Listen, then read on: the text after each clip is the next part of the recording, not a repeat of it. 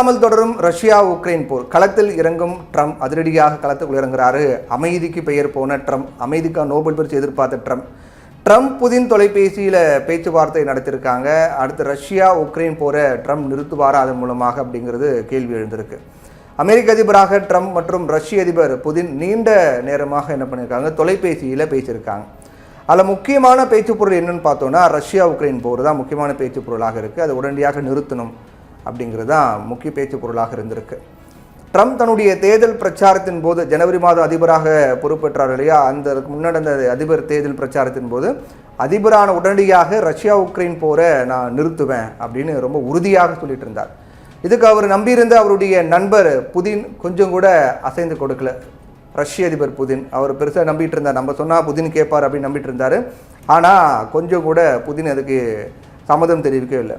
இன்னும் தாக்குதல்கள் அப்படிங்கிறது ரொம்ப தீவிரமாக தான் போயிட்டு இருந்துச்சு. கடந்த ஆகஸ்ட் மாதம் என்ன ஆச்சு அப்படின்னா, புதினை அமெரிக்காவுக்கு அழைத்து ட்ரம்ப் பேச்சுவார்த்தை நடத்தி பார்த்தார். அங்கே ஒரு ட்ரம்ப் எதிர்பார்த்த அளவுக்கான சிக்னல் அப்படிங்கிறது புதின் தரப்பு வந்து கொடுக்கப்பட்டிருக்கு. உடனடியாக ரஷ்யாவுக்கு சென்ற பின் எந்த முன்னெடுப்பையும் எடுக்கலை. நேரில் கூப்பிட்டு பேசும்போது ஓகே பண்ணிடலாம் முடிச்சிடலாம் அப்படின்லாம் புதின் சொன்னார். ரஷ்யா கிளம்பின பிறகு எல்லாத்தையும் மறந்துட்டு திரும்ப தாக்க தொடங்கிட்டார் உக்ரைனை. அதோட அந்த சந்திப்புக்கு அப்புறம் அடுத்த 2 வாரங்களில் புதின் மற்றும் உக்ரைன் அதிபர் ஜெலன்ஸ்கி சந்திப்பு நடக்கும் அப்படின்னு சொல்லப்பட்டது. ஆனால் 2 மாதங்கள் ஆகியும் கூட இந்த சந்திப்பு இன்னமும் நடக்கலை. இந்த நிலையில தான் ட்ரம்ப் புதின் உரையாடல் அப்படிங்கிறது நடந்திருக்கு. இது பொறுத்து பார்த்தேன், வேறு வழியில் நம்மளே இறங்குவோம் அப்படின்னு சொல்லி அமெரிக்க அதிபர் ட்ரம்ப் இப்போ இறங்கியிருக்காரு. ஹங்கேரியில் ட்ரம்ப் புதின் சந்திப்பு நடக்கலாம் அப்படின்னும் சொல்லப்படுது. இப்போ ஜெலன்ஸ்கி அமெரிக்கா போயிருக்காரு இல்லையா, போர் நிறுத்தம் நடந்தால் அமெரிக்கா ரஷ்யா இடையே வர்த்தக ஒப்பந்தம் நடக்க இருக்கு. புதினுடைய அடுத்த கட்ட நடவடிக்கைகள் ட்ரம்ப் உடனான சந்திப்பை உறுதிப்படுத்தும் அப்படின்னும், இது மட்டும் நடந்துச்சு அப்படின்னா ட்ரம்ப் புதின் ஜெலன்ஸ்கி அப்படின்னு 3 தரப்புமே ஒரு மிகப்பெரிய வெற்றி அப்படின்னு தான் பார்க்கப்படும். உக்ரைன் ஒரு மிக சிறிய நாடு, அது இப்போது பிற நாடுகளுடைய உதவியோடு தான் ரஷ்யா கூட மோதிக்கிட்டு இருக்கா, நம்ம எல்லாருக்கும் தெரியும்.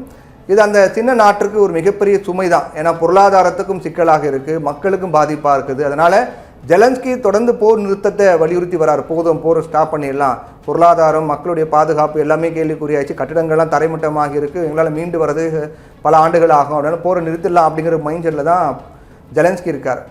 இப்போது ரஷ்யா மற்ற உலக நாடுகள் ரஷ்யா பொருளாதாரங்களுக்கு அதிக தடை விதித்தாலும் கூட ஒரு நெருக்கடிகள் ஏற்படுத்திட்டு வராங்க. ரஷ்யாவுக்கு ஐரோப்பிய நாடுகள் அமெரிக்காலாம் நிறைய பொருளாதார தடைகள்லாம் விதிச்சிருக்காங்க. அது ரஷ்யாவுக்கு நெருக்கடியாக தான் பார்க்கப்படுது.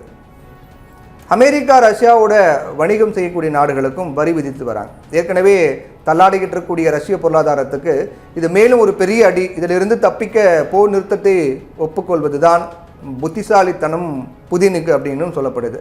உலகத்தில் நடந்த பல போர்களை நிறுத்தியதாக சொல்லி கொண்டிருக்கக்கூடிய ட்ரம்ப்பால் தான் முதல்ல சொன்ன போரை இன்னும் நிறுத்த முடியல.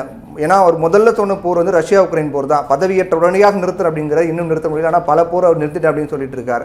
அப்போ நோபல் பரிசு ரொம்ப எதிர்பார்த்து காத்துக்கிட்டு இருக்காரு. அமைதிக்கான நோபல் பரிசு நான் உலகில் 8 போரில் நிறுத்தியிருக்கேன் அப்படின்னு சொல்கிறாரு. ஆனால் மிக முக்கியமாக எதிர்பார்க்கப்பட்ட போருங்கிறது இஸ்ரேல் ஹமாஸ், அதுவும் ஒரு அமைதிக்கு கொண்டு வந்துட்டார். ஒரு நிரந்தர அமைதியான்னு தெரியல, ஆனால் இப்போதைக்கு ஒரு அமைதி கொண்டு வந்துட்டார். ஆனால் அவர் முதல்ல சொன்ன போர் அப்படிங்கிறது ரஷ்யா உக்ரைன் போர் தான். அது இன்னமும் அவரால் முடிவு கொண்டு வர முடியல. அதனால் அதிரடியாக இப்போது ட்ரம்ப் களத்தில் இறங்கியிருக்காரு. அவருக்கு வெற்றி கொடுக்குமா அப்படிங்கிறத பொறுத்திருந்தான் பார்க்கணும்.